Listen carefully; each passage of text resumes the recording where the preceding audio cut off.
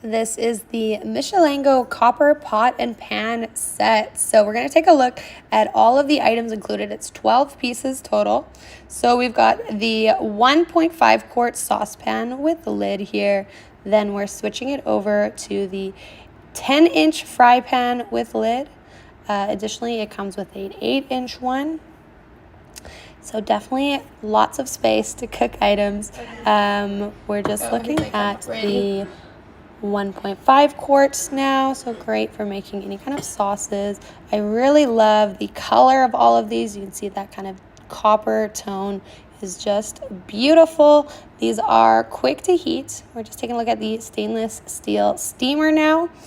As far as material goes, it does have a stainless steel induction bottom, so that's going to help them heat up faster. They look gorgeous whether you have them out on your stove or in your cupboard. They are non-stick and scratch resistant, and I do love that metal is all the way through to the handles, so if you want to make a casserole or stick one of these in the oven, that is super handy.